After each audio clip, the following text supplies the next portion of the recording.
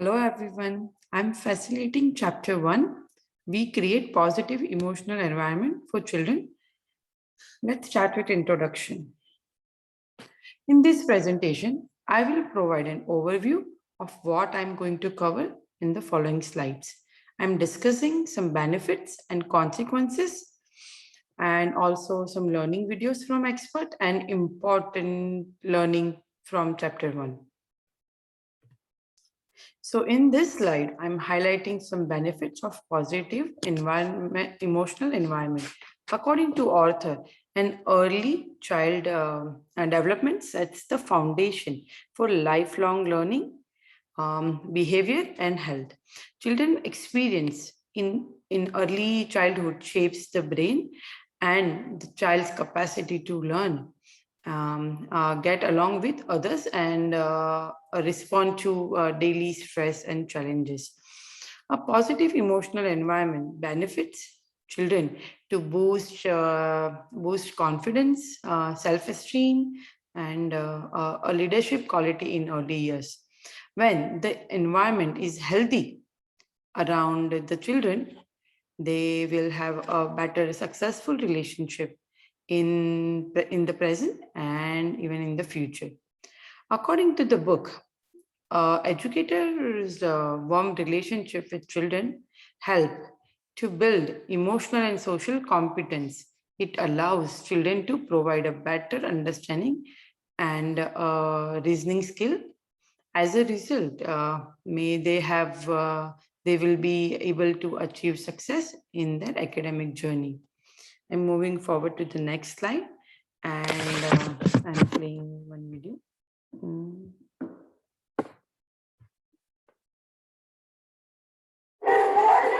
Sorry We about respond to the environment in which we find ourselves in a variety of ways that affect our learning. When children are in a calm, peaceful environment with aspects of nature around them, it builds brain architecture and enables them to learn more. We are barraged with information and emotion all of the time, and our brain is trying to sort things out and figure out how to put all of that in place. And in order to be able to learn, we need a certain amount of routine and consistency and calm so that our brain can focus on what's important and not have to focus on everything that is new and engaging all at the same time.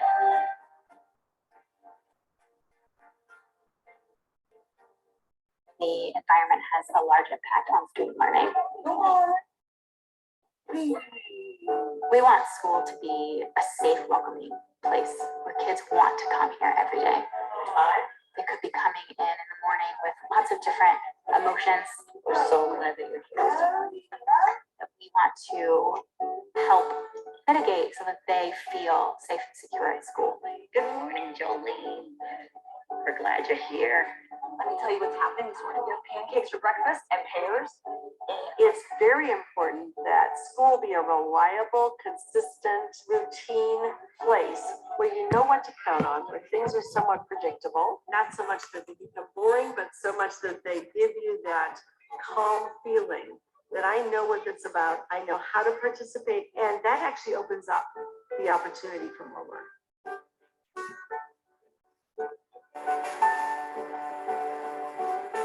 So some of the ways that we do that are creating a calm environment where breakfast is ready for them. The teacher is at the door with a greeting, a hug, I missed you, I'm so happy you're here. We also include a lot of natural elements in our classrooms. We have lots of plants, which keeps the air purified. We use essential oils to help students have calm, relaxed bodies. People want to come into a room that smells great. And so we turn that on in the morning before they get here, and that's part of creating that welcoming environment. Meeting students' needs for like releasing physical energy is important. Making sure that kids' bodies feel good is a really important step to making sure their brains are in a good place for learning. Water is available to all of our students all the time. They all get breakfast, they all get lunch, they're going to movement class, they're having time outside in the backyard, doing a lot of gross motor play so that their bodies are getting what they need. We also know now that the environment matters greatly to the evolution of individual human beings. And we can create environments that are productive, that have lots of opportunities for exploration and learning, because that's how human beings grow their brains as well as grow their knowledge. We want them to be engaged and to love it and to not want to go home. So we have incredible opportunities and provocations and centers for them to have agency, use their hands, create, iterate on their creations, fail and keep trying. And part of that helps keep them both engaged. And at the end of the day, man, school is really fun. I can't wait to come back tomorrow. That's the feeling that we want the students to have.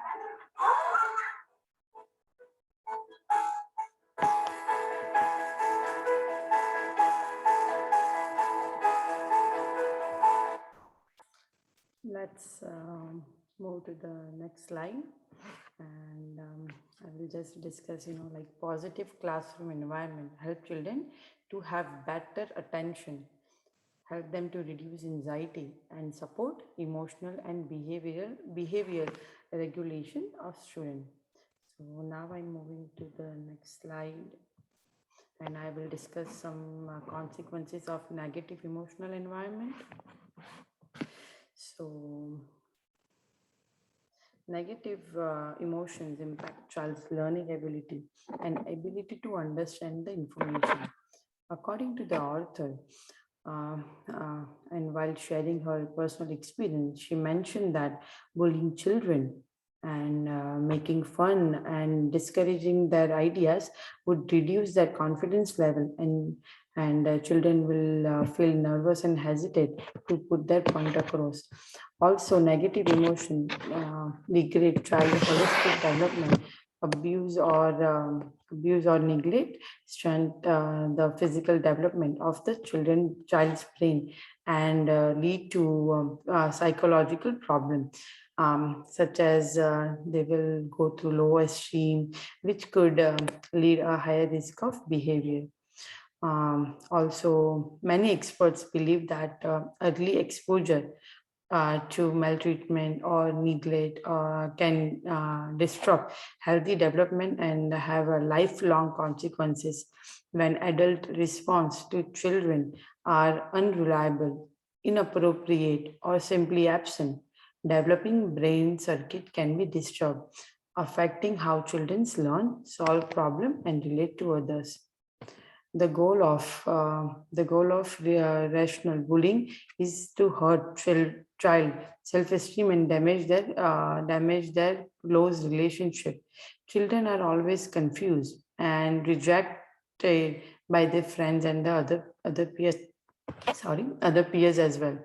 Children who experience negativity during their early years might have more adverse effect on their social, physical, and mental health. I'm sharing a video link that shows impact of early emotions neglect and how it affects children present and future.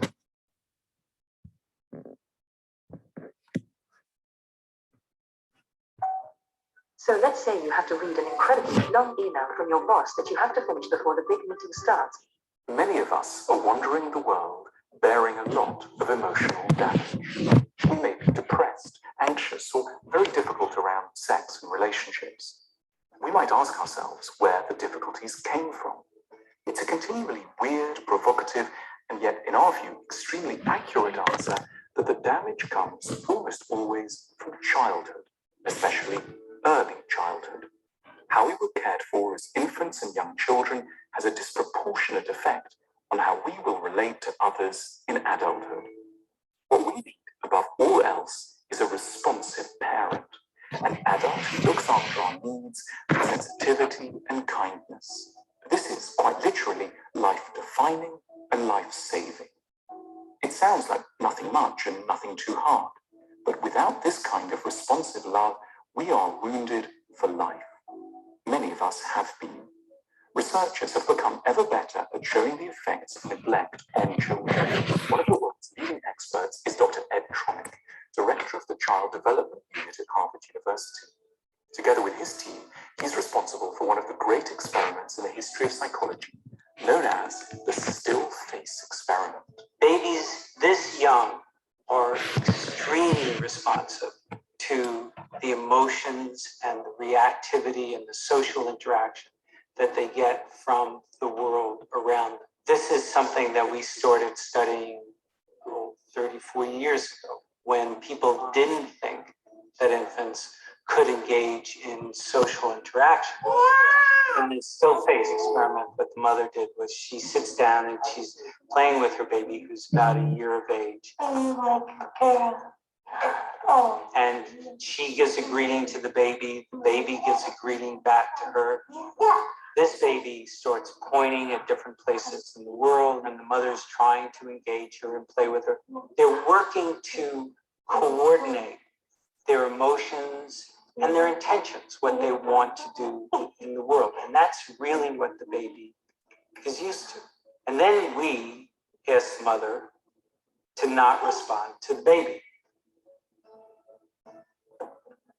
The baby very quickly picks up on this. And then she uses all of her abilities to try and get the mother back. She smiles at the mother. She points because she's used to the mother looking where she points.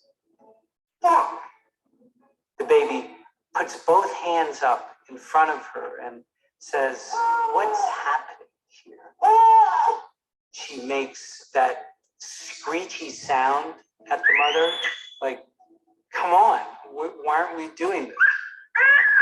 Even in this 2 minutes, when they don't get the normal reaction, they react with negative emotions, they turn away, they feel the stress of it, they actually may lose control of their posture because of the stress that they're experiencing.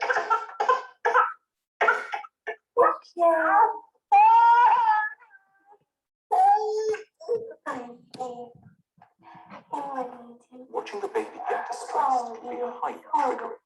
If a child can get so upset over a few seconds of cold and unfeeling behavior, we have a sense of what can happen over years or more of neglect. No wonder some of us don't feel so well inside. We had an equivalent of a still-faced parent for our first decade and more. But knowing how vulnerable we are shouldn't merely sadden us. We can take stock of how we've been failed and understand the link between the past and our present difficulties. Psychological research, like the still face experiment, is at the forefront of helping us to understand ourselves emotionally, shedding scientific light on the origins of our sadness and complexity. Along the way, the experiment proves something else beyond doubt. Love isn't a luxury. It's a gateway to our very survival and sanity. Most books that want to change us. In this video, we saw how the early childhood experience and negativity affects their social, physical, and mental health in present and also in the future. Moving forward, I will share 3 important quotes from the book. So, according to Jacobson, as an adult, it can help children emotionally by giving them permission to feel, express sadness, fear, anger, worry, and loneliness, as well as joy, delight, excitement, enthusiasm, and other positive emotions. It's all part of our lives, and according to the author, we should educate children about the feelings. This quote is very, very close to my heart, and I really like it. It's like, yes, I am on your side, niece. It's crucial for helping young children develop those kinds of emotional memories that will create kind and human adults, as well as strengthen their self-confidence. When as an adult also, when we know somebody is there who can help us, who can support us, it creates a huge difference. It boosts our confidence and self-esteem, and we are less worried about what we can do and what we cannot. Let's move to the third quote. The teacher-child interaction must be open-ended, spontaneous, and genuine in order to facilitate emotional growth. So in this, like when the discussion is open-ended, that means we should initiate the conversation while talking or while discussing with it. It's not something we can start with yes and no, and it's finished with yes and no. It should be a long, discussion. Let's move to the. In this slide, I share one more video link, and I will put this link in the bottom of the feedbacks, so we can at least, if you get a chance, you can look and see. This is really, this is really good video, like how as a teacher we can change children's life and how we can create positive environment in the classroom, and it will help children to learn better and better. So. Yeah, so let's move to the conclusion. So as an educator, as an educator, active involvement with children plays an essential role in child holistic development. The author provided a beautiful example for her childhood. When she goes through a trauma, a professor smiles and says salam, create a huge difference in her mood. Each time she felt important, that helps her to boost her confidence. She still remember after like more than 50 years, she still remember. So I will have a similar incident also happen with me. So when I was in a grade 10 and I was very sick, I was go through one surgery. So because of that, I couldn't attend my school for more than 3 months. And it was very challenging for me to clear the final test. But there's Miss Neeta, she was very kind-hearted, and she came to me and she said, "You don't need to worry about it. Whatever you miss in your class, I will help you." She gave me notes. She sat with me. She gave me extra help, which she don't need to do it, but she was very nice. She helped me, and she always use motivational word. You can do it. It's not something you don't. And you can clear your test with flying colors. And I still remember that motivational word and how she helped me to clear my test. So in the next video, on the next slide, I just give a quick recap, like what we have covered so far. So I'm saying like earlier experience will stay with them for entire their life. It has a huge impact on child confidence, self-esteem, and leadership quality. Children feel safe and secure when they know somebody is always there to help. As an educator, one must understand their own feelings. Yeah, that's a very important point. We should understand our feeling first to help others.